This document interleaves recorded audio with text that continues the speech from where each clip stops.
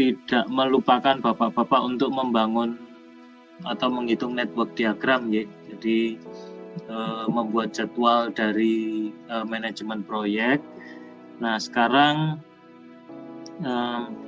barangkali supaya nanti tidak terlalu capek bagi Bapak-Bapak, mungkin kita tidak maksimalkan 1,5 jam, barangkali ya 1 jam lebih sedikit begitu ya. Karena tanggal 29 Maret Bapak-Bapak harus mempersiapkan UTS. Hari ini tanggal 16 Maret. 16 Maret ya, berarti satu pertemuan lagi kemudian UTS. Nah, nanti sebagai keterangan bahwa materi UTS itu khusus sampai hari ini saja, estimating project time and cost. Minggu depan barangkali kita akan review materi-materi yang relevan dengan UTS yang akan dihadapi oleh Bapak sekalian. Baik, ini saya mohon salah satu dari Bapak-Bapak menjelaskan kira-kira ketika kita menentukan waktu dari sebuah proyek atau belum proyek ya. Kalau proyek kemarin kan kita sudah hitung kalau kegiatan A sekian hari, kegiatan B sekian hari, kegiatan C sekian hari, maka in total itu jadinya sekian hari. Nah, menurut Bapak-Bapak untuk menentukan sekian harinya itu berdasarkan apa kira-kira? Monggo silakan, siapa yang mau inisiatif menjelaskan tentang waktu, estimasi waktu. Silakan.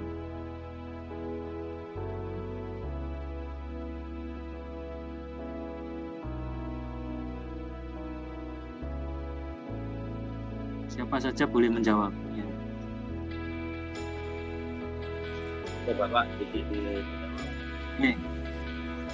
Silakan, ya, Pak. menurut kami Kapten Adil ini, menurut kami yang menentukan waktunya itu adalah pertama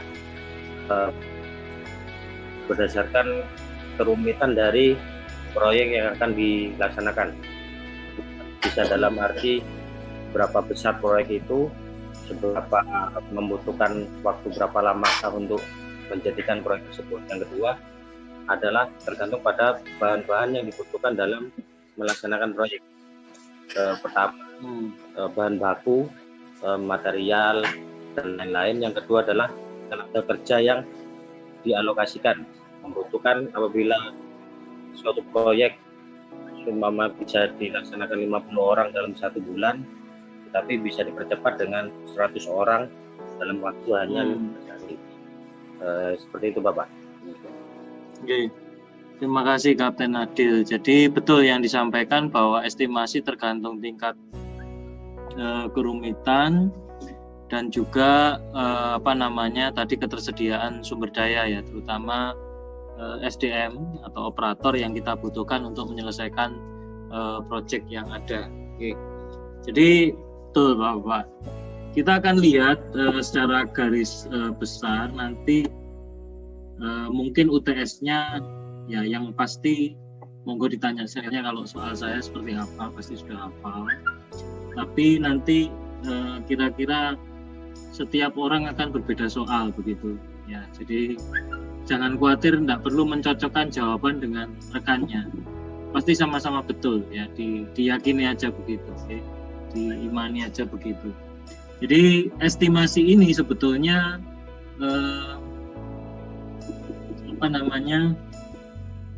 kemarin sebetulnya ada hal yang saya ulang di sini, bahwa estimasi itu sebetulnya harus ada ketika sebelum kita melakukan yang namanya project networking atau menghitung waktu. Nah, sebentar, saya kok ada dejavu. Saya sudah pernah menjelaskan ini belum? Kalau sudah, mohon saya dikoreksi. Kita bisa switch topik.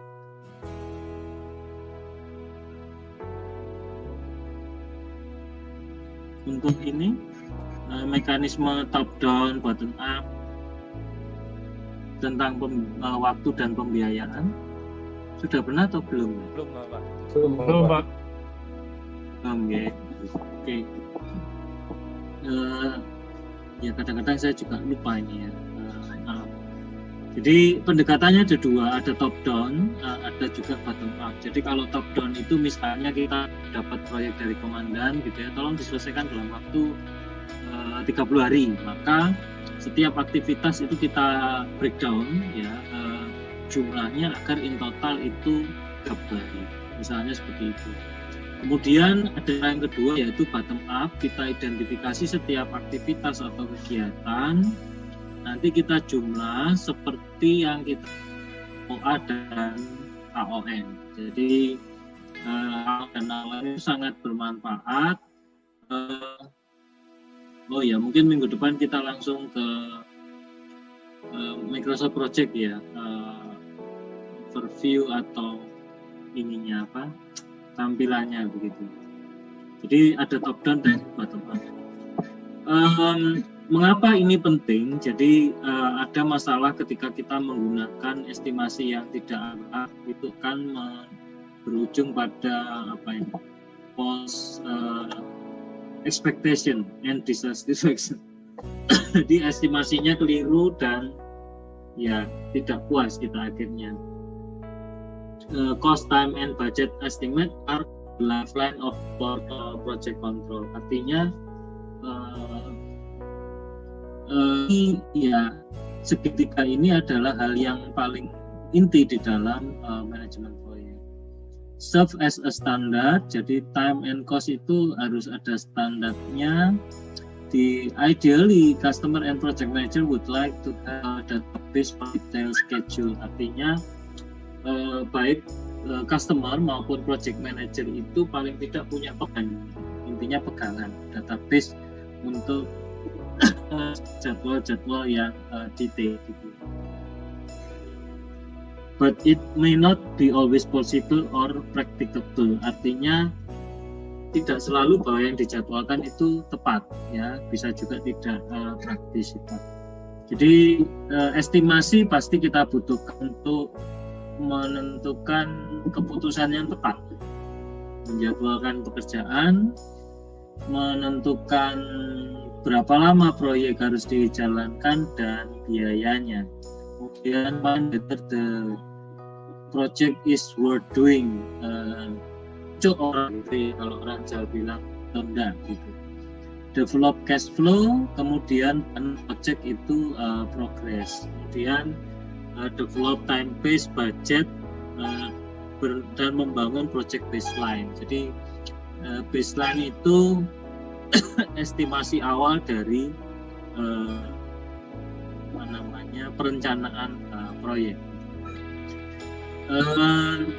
Nanti saya memohon bapak-bapak untuk exercise ya, saya tunggu untuk melakukan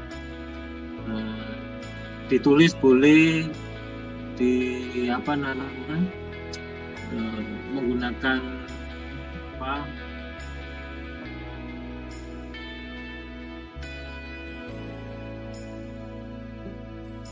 Word, PowerPoint.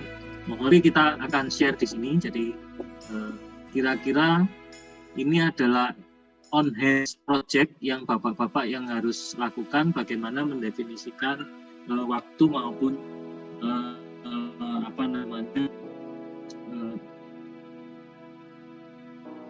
biaya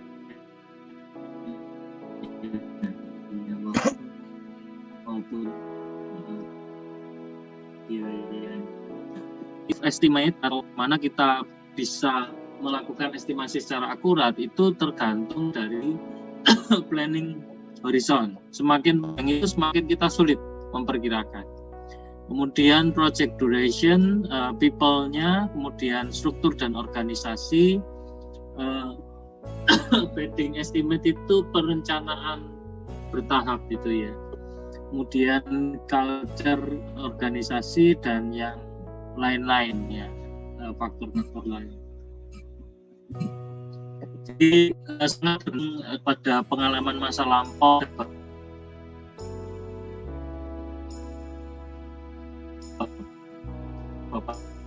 Bapak sekalian untuk memperkirakan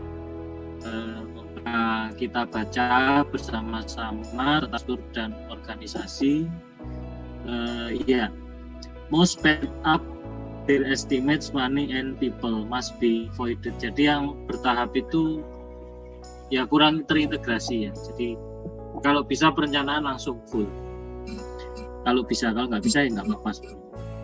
Nah, jadi kita bisa mengumpulkan orang-orang yang punya referensi atau pengalaman tentang pekerjaan-pekerjaan yang ada. Jadi Bapak-bapak sekalian akan bisa memperkirakan baik itu waktu maupun biayanya. Jadi ada yang top down. Jadi top down itu berarti tadi sudah ditentukan, misalnya ini akan membangun jembatan $23 juta. Nah itu nanti pokoknya anggarannya segini, bisa jadi jembatan. Nah Bapak harus bisa membreakdown. Jangan khawatir nanti proyeknya bukan jembatan besar, paling jembatan kecil begitu ya, berapa. Kemudian yang berikutnya adalah bottom up estimating. Sebetulnya kita bisa, saya sampai lupa. Nanti mohon maaf ini ya, tugas untuk PR minggu depan. Jadi Bapak membuat perencanaan waktu dan biaya dari karakuri yang sudah dirancang. Kemarin sudah ada kelompoknya kan ya, itu dilanjutkan, harus disubmit di minggu depan. Tetapi yang dilakukan hari ini adalah proyek kecil, kita akan berlatih membuat estimasi waktu dan biaya. Jadi beberapa metode, di sini ada metode konsensus, kesepakatan, rasio. Kalau itu jembatan besar $1 juta misalnya, kalau kita cuma punya $1 juta, $100.000 misalnya, oh ya berarti 1/10-nya begitu jembatannya. Apportion method itu, portion dari kata-kata portion itu berarti sesuai dengan, ya mirip rasio, tetapi ini lebih ke masalah kuantitasnya. Jadi misalnya ngasih makan 1.000 orang, proyek ngasih makan 1.000 orang dengan ngasih makan 100 orang pasti berbeda. Termasuk kita juga bisa menggunakan software dan sistem project. Kemudian learning curve. Nah ini yang penting, learning curve. Jadi kadang-kadang proyek itu karena kita sudah belajar atau punya pengalaman, makin lama makin cepat mengerjakannya. Ya, jadi karena sudah pinter bikin rumah tipe 36, tadinya 2 bulan, sekarang cukup 1 bulan, besok cukup 3 hari. Wah itu luar biasa bikin rumah 3 hari. Oke. Jadi ini metode konsensus mengumpulkan senior dan middle manager. Biasanya kita sebut sebagai Delphi method. Jadi ketemu misalnya biaya berapa, di sini 3 juta, ke sini 2 juta. Oke, kita hitung ulang. Ketemu lagi sudah sama 2,5 juta misalnya. Nah itu contoh Delphi method ya. Macro estimate must be understood as rough cut. Rough cut itu artinya jalan pintas ya. Jadi pendekatan makro itu bisa kita pakai sebagai jalan pintas. Cuman hati-hati ya, kadang-kadang senior manager atau komandan itu kalau terlalu mendikte dalam masalah waktu dan pembiayaan, itu kadang-kadang proyeknya bisa goyang gitu ya, gagal. Kemudian parametrik rasio tadi sudah saya jelaskan. Apportion ini extension dari rasio tadi. Ini bisa juga tadi saya bilang dari jumlah kuantitas outputnya, bisa juga dari bagaimana kita menggabung beberapa proyek yang sudah kita lakukan di masa lalu. Artinya misalnya memindahkan sesuatu ya, atau mengcopy proyek di tempat lain terus langsung kita jalankan, itu juga bisa. Nah ini contoh Bapak-bapak sekalian. Jadi total project cost-nya berapa? Oke, kita bagi untuk desain sekian persen, program sekian persen, tes sekian persen, dan seterusnya. Ini kalau menggunakan work breakdown structure. Sebentar, ini PowerPoint-nya mungkin bisa saya share ya. Sebentar,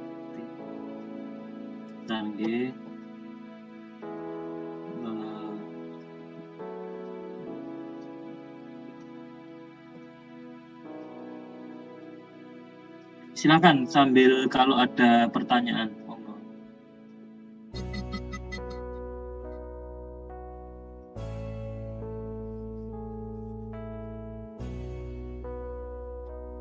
Belum ada pertanyaan? Oke. Baik, saya sudah kirim ininya. Kemudian Bapak sekalian, jadi itu contoh mengerjakan waktu dan biaya. Ini agak sulit ya, artinya agak complicated. Jadi kita melihat project deliverable, tadi ada yang menjawab tentang kompleksitas. Nah, ini ada low, average, dan high. Kita beri bobot gitu ya. Kalau average 3, kalau sangat kompleks 4. Nanti totalnya berapa ya. Ini bisa kita perbandingkan berdasarkan input, output, inquiries itu banyak pertanyaan ya, banyaknya pertanyaan, jumlah file dan juga berapa interface yang kita ini. Nah, ini contoh lain tentang ya, kalau kita punya rate ya bisa, kalau low misalnya 2, average 6 dan seterusnya. Kalau high, rate complexity as average, rate complexity as high dan seterusnya.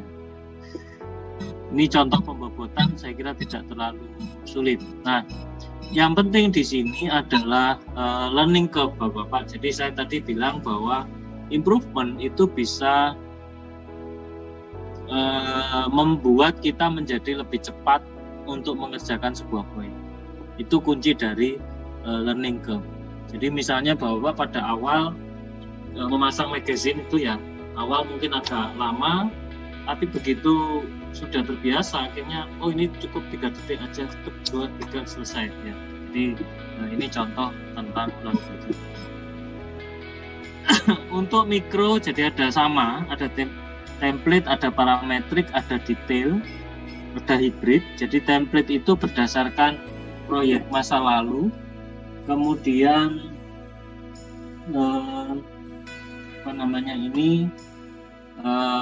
perbedaan itu bisa kita akomodir, contoh seperti ship repair ya, overhaul, electrical dan lain-lain, dan ini bisa membantu perusahaan untuk mendevelop schedule di dalam waktu yang singkat. Jadi ini contoh bisa cost per square feet ya. Jadi kalau kita pesen pagar dan sebagainya kan ada per meter lari, kemudian kelas itu sekian. Ini cara-cara estimasi biaya. Jadi paling paling mudah ini. Kemudian ini contoh Bapak sekalian, jadi engineering butuh berapa, estimator 1 itu punya nilai low sekian, average sekian, high sekian, nanti dibobotkan sehingga kita ketemu range atau average-nya gitu. Kemudian ketika kita melakukan estimasi berdasarkan product life cycle juga bisa seperti ini. Jadi ketika life cycle kebutuhan kita buat makro, kemudian di spec kita buat makro estimate lebih detail, ini juga lebih detail sampai dengan di deliver. Kedetailannya boleh tergantung kepada level manajemennya. Kalau semakin ke bawah pasti semakin detail. Sampai di sini ada pertanyaan Bapak-Bapak sekalian. Mungkin ya untuk ini kita harus menjeda ini dulu karena nanti kalau terlalu ke belakang nanti terlalu banyak buat Bapak-Bapak. Monggo kalau ada pertanyaan sebelum kita exercise ya supaya ada Bapak dosen. Ya, silakan. Izin Kapten William izin bertanya, Min. Tadi sempat dijelaskan yang ada beberapa presentasi seperti misalnya contoh apportion method itu ada yang foundation 3%, framing sekian persen, demikian. Kemudian ada yang tadi sempat kami lihat ada yang presentasi 60% itu apakah sudah ketentuan atau itu hanya ini ya asumsi saja menurut Bapak dosen? Oh, iya, Kapten William, terima kasih pertanyaannya.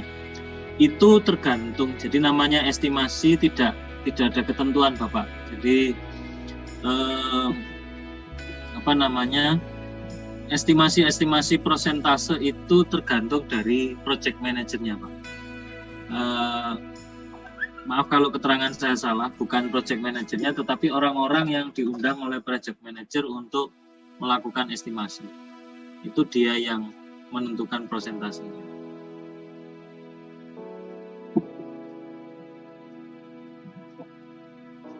Begitu, Pak, ininya.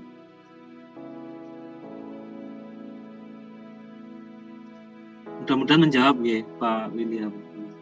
Siap, terima kasih, Min. Mohon maaf tapi sebelumnya tadi putus-putus, Min, Bapak dosen suaranya. Oh, yang menentukan itu estimator, bukan project manager, dan tidak ada ketentuan persentase, Pak. Siap, Min, Bapak. Jadi, ya. Baik, Bapak-bapak sekalian, jadi ya kira-kira tidak terlalu lama begitu, saya mohon bantuan. Jadi bapak-bapak membuat estimasi sendiri-sendiri, pakai Excel boleh, pakai nanti biar kita bisa share bersama-sama. Nah, proyeknya saya tentukan supaya sama. Nanti kalau terlalu bervariasi agak repot ya. Jadi mohon yang namanya huruf A sampai M maco, M mama ya, itu proyek jembatan kecil.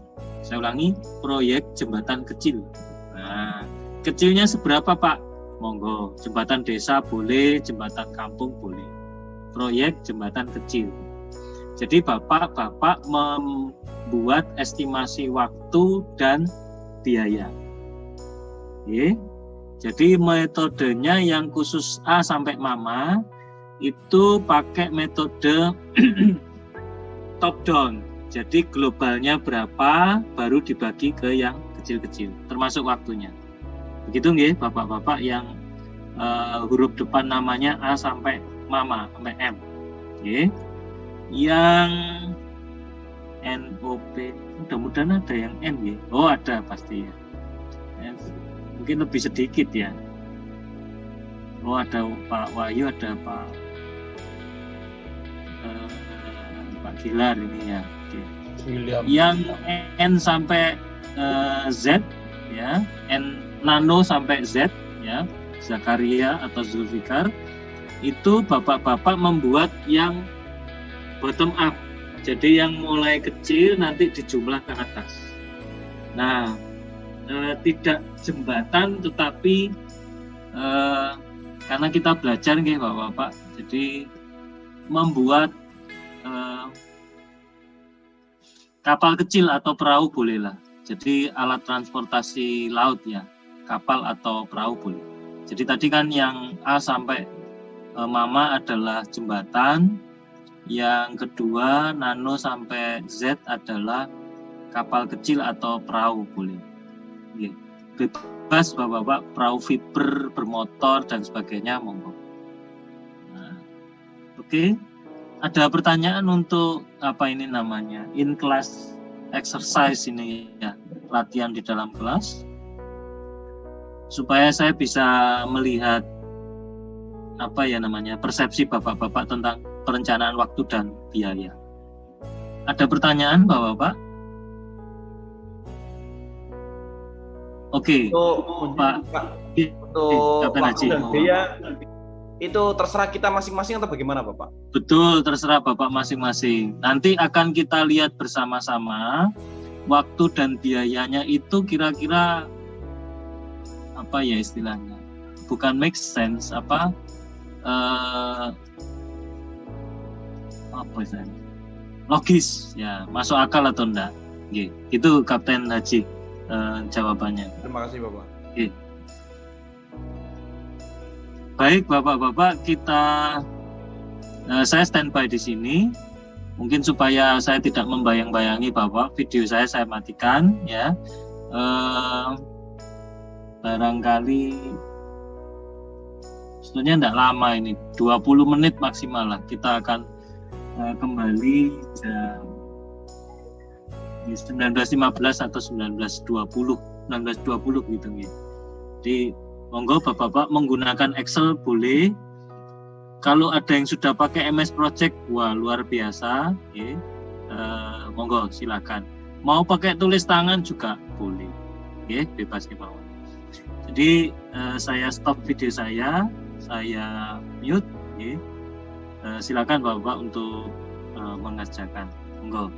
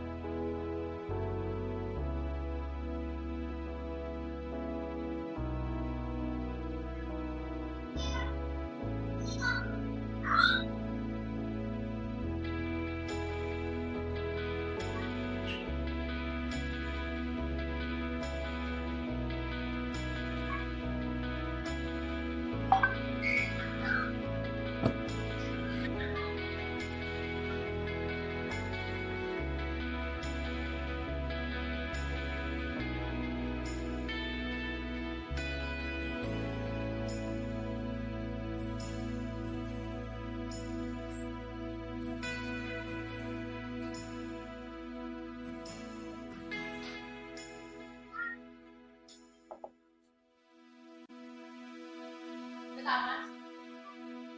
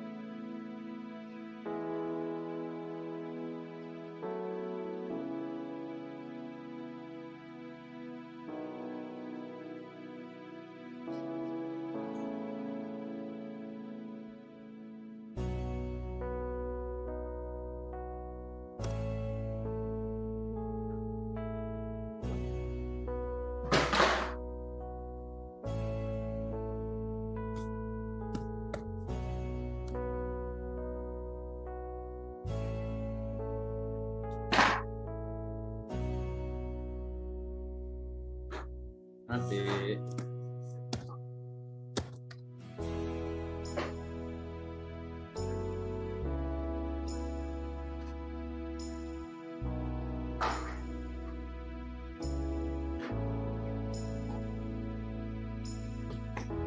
Monggo. Siapa saja boleh.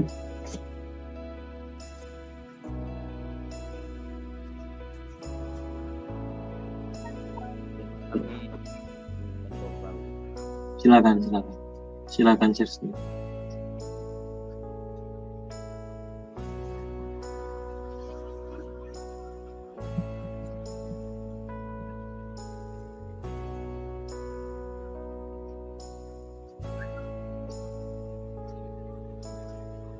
Oh, ini sudah pakai Microsoft Project, Kapten Adil ya. Oke, silakan.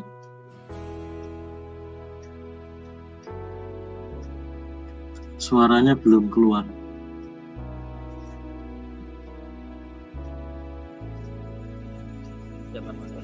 Oke. Yang ini saja. Iya. Jadi ini gimana?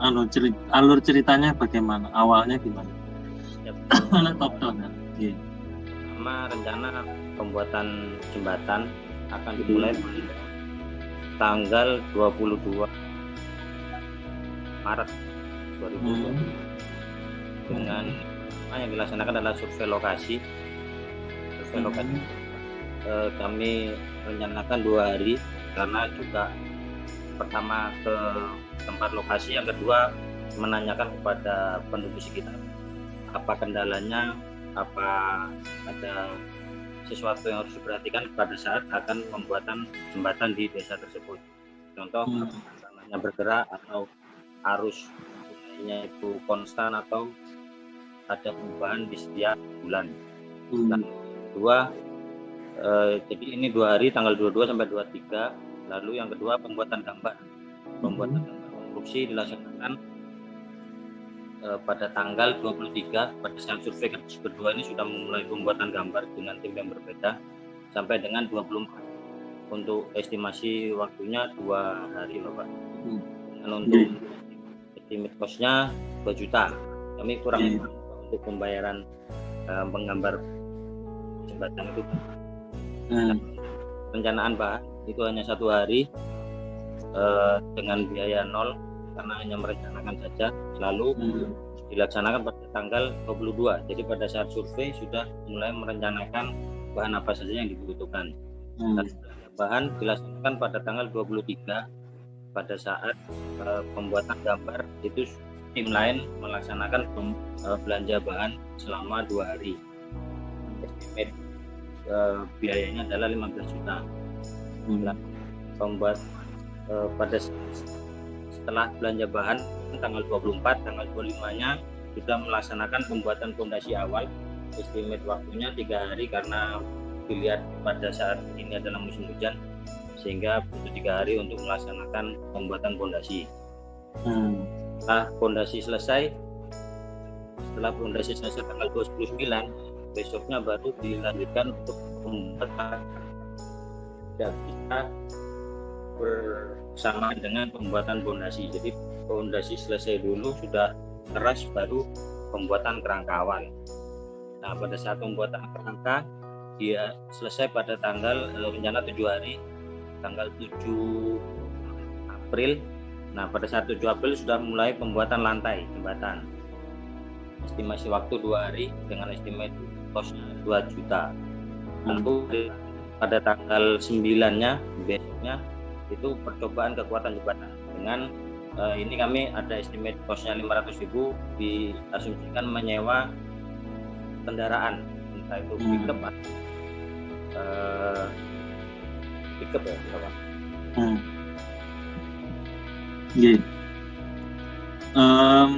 Sambung nih Pak. Sudah Bapak.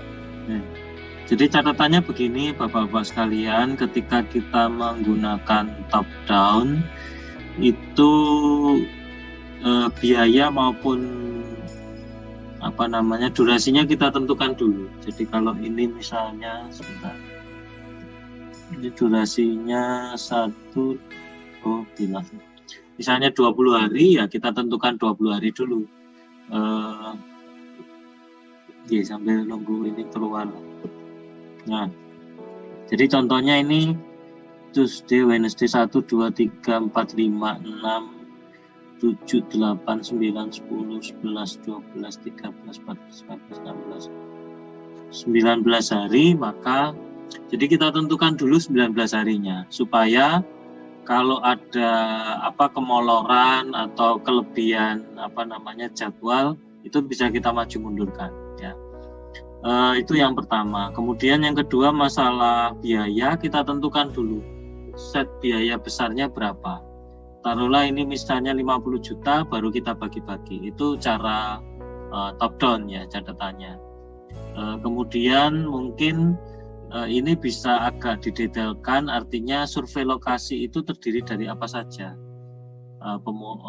Foto, kemudian observasi, kemudian analisis bersama, mungkin seperti itu. Yang tidak harus berbiaya, ya itu bisa. Itu catatannya Kapten Adil, jadi ini bisa jadi salah satu contoh untuk Bapak-Bapak sekalian ketika kita merencanakan. Jadi ya saya pun merencanakan sesuatu itu juga tidak, kadang-kadang ya pasti meleset.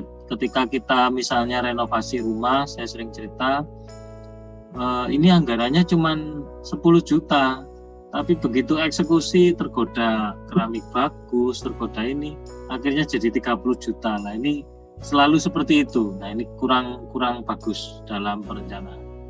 Baik, kita ambil satu lagi nggih Bapak-bapak dari grup Nano sampai Z atau Zulfikan. Monggo silakan siapa yang berbagi hasilnya dari huruf N sampai Z.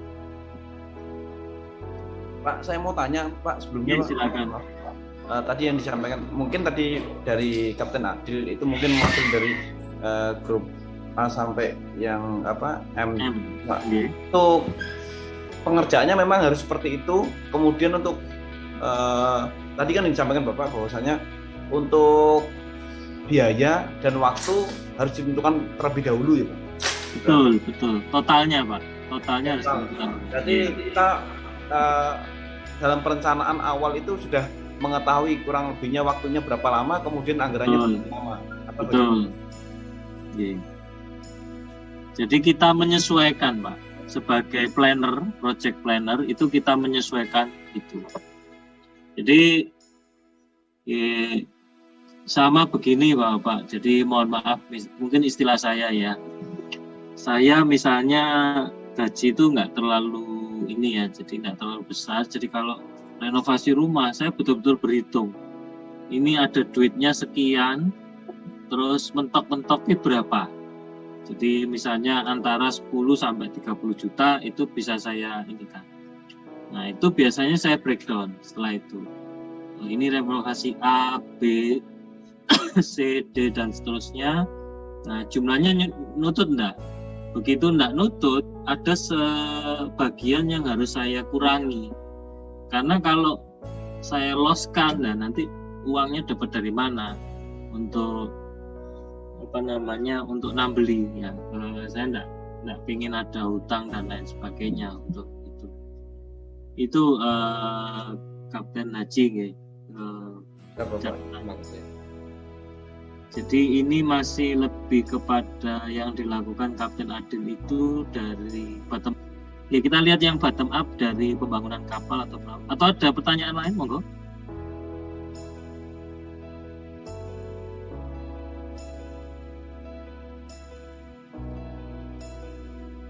Pak Elvan mungkin mau bertanya atau yang tadi disampaikan sama Kapten Adil itu berarti kita menentukan, sebenarnya kita tadi mau membuat jembatan, kita menentukan berapa banyak jumlah uang atau pengeluaran yang bisa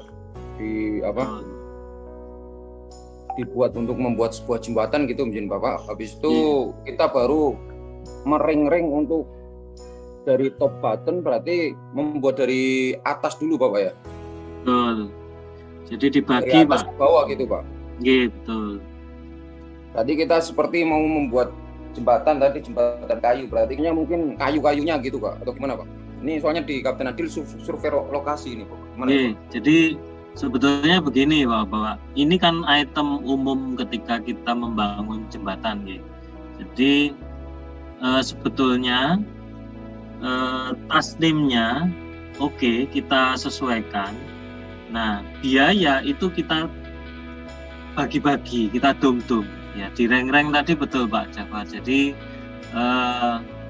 bahwa survei lokasi dapat berapa persen. Misalnya survei lokasi nggak usah banyak-banyak lah, 5%. Dan seterusnya. Itu cara mengaplikasikan biayanya Pak. Jadi bukan survei lokasi butuh sekian, kemudian mungkin gambar butuh sekian, bukan seperti itu. Jadi dibalik. Dum-dumannya berapa, bagi-baginya berapa. Ini cara top down Pak. Ya. Jadi berarti top down survei lokasi merupakan top down itu Pak? Iya, bisa.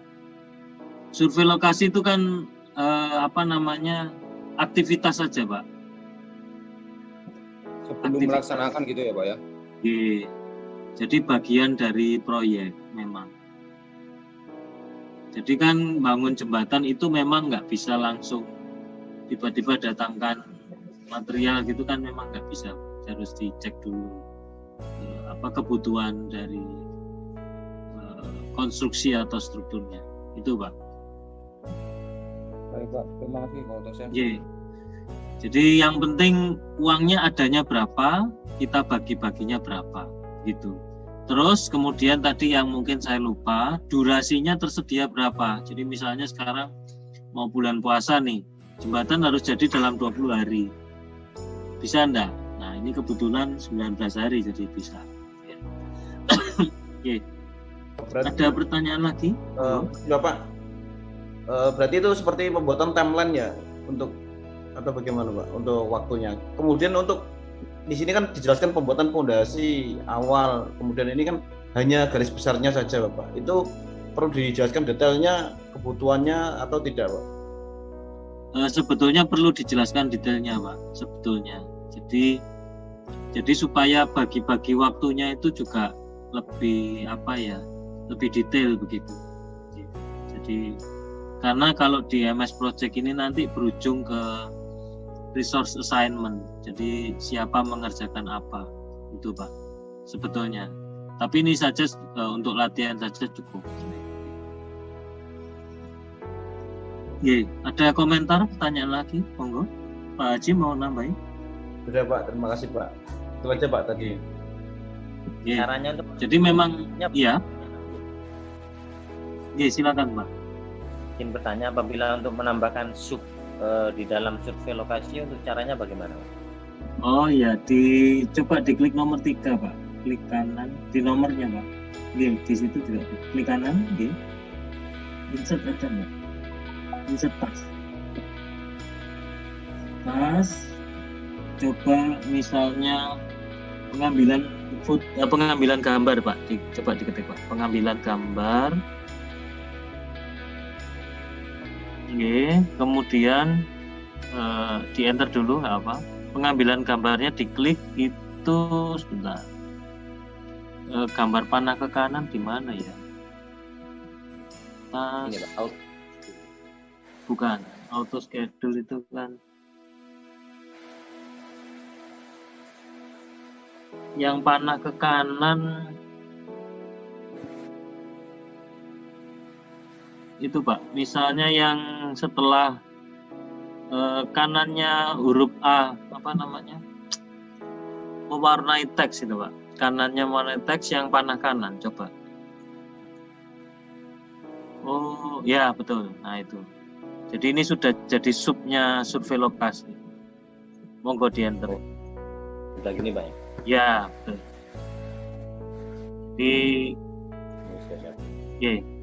Jadi itu Pak, nanti kalau ada subnya lagi ya caranya kurang lebih sama. Kalau keliru tinggal diklik panah kiri, itu saja. Berarti ini hitamnya ini berarti pengambilan gambar itu berada di dalam survei lokasi nggih Pak? Iya, betul. Terima kasih Ya. Pak. Oke, sama-sama. Jadi saya mohon untuk Bapak yang lain juga mencoba MS Project ini. Oke, kita gerak ke perahu atau kapal. Monggo Bapak-bapak yang berwenang di perahu dan kapal. Silakan siapa saja. Din, kami Kapten Suun coba menyampaikan, Din, mohon maaf kalau salah, mohon koreksi. Oh, enggak apa-apa Pak, dan proses kita. Silakan Pak.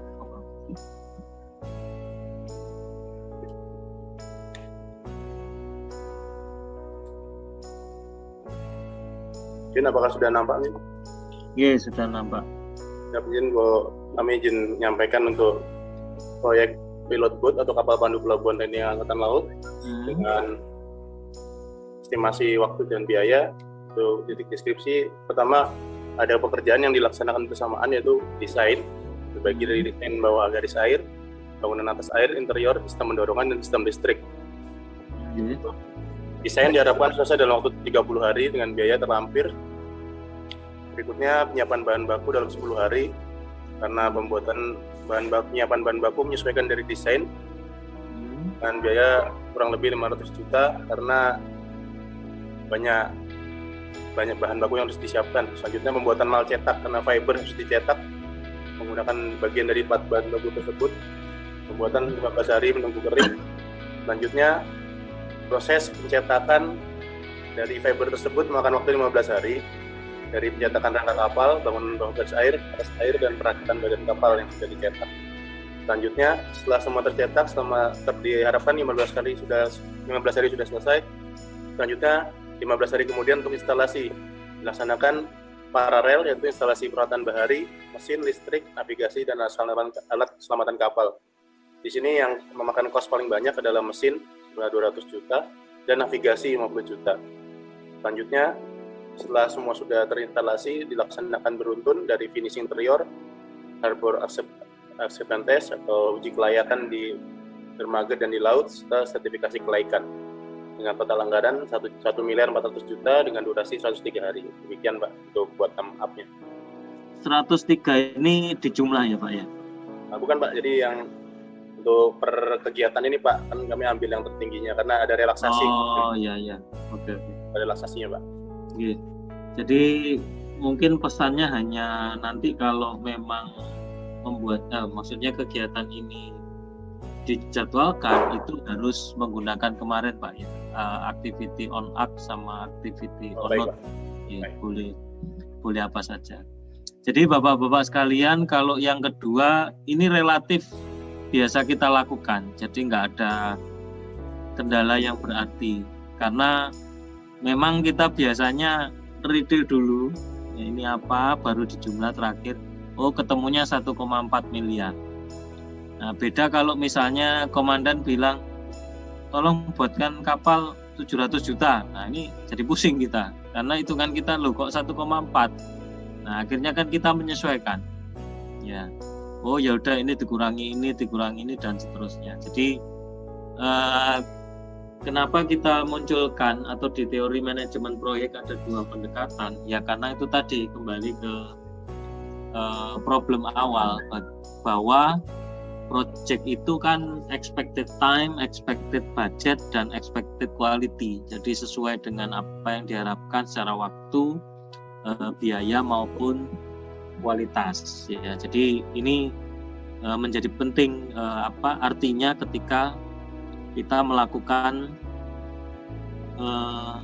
penjabaran dari pendanaan maupun pembagian waktu. Mudah-mudahan pengalaman ini berharga bagi Bapak-bapak sekalian. Ini kan masih proses belajar, boleh salah Bapak. Tapi ketika nanti real penugasan dari komandan atau atasan, wah ini tidak boleh salah. Ya. Salah kita tekor biasanya begitu.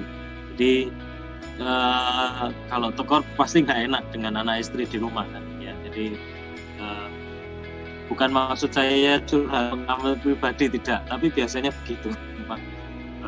Saya dapat tugas ini, bisa nggak sekian? Oke, bisa. saya nggak ngitung. Nah, begitu eksekusi, waduh, teko. Nah, ini kadang-kadang ya saya sendiri juga tidak aware kalau nilainya nggak terlalu besar, wis nggak usah terlalu ngitung lah. Ternyata memang harus dihitung. Dan pada akhirnya mungkin kalau di Bapak agak sulit ya mencari anggota yang wanita, tapi biasanya wanita itu sense kedetailannya tinggi ya, tentang uang itu kedetailannya tinggi, dan ya kita nggak bisa atasi lah, maksudnya beda memang ininya. Kalau saya relatif mudah mencari tim yang spesialis di bidang administrasi. Jadi itu Bapak-Bapak sekalian yang bisa kita pelajari malam ini, mudah-mudahan bermanfaat. Mohon maaf malam-malam mengambil waktu Bapak-Bapak. Jadi mungkin satu malam lagi minggu depan, satu malam lagi setelah itu kan Bapak UTS ya.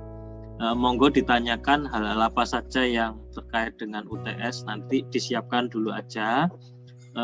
Saran saya barangkali mencari soal-soal ujian tahun-tahun lalu. Namanya dosen itu bikin soal nggak jauh-jauh dari sebelumnya, ya muter di situ aja. Oke.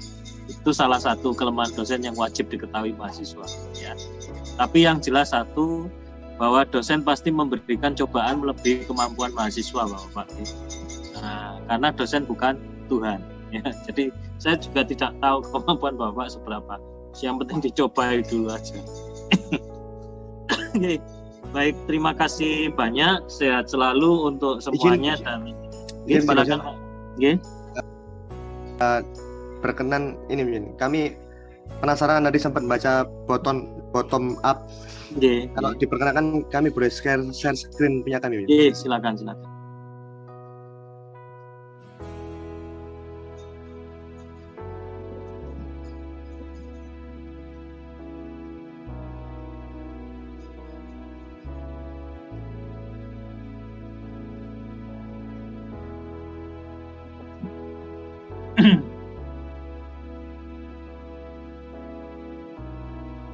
Silakan, Pak.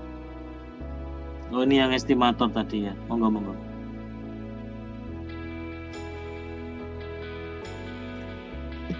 Izin Pak dosen, kalau kami tadi pernah sempat baca itu kan ada beberapa estimator, Pak.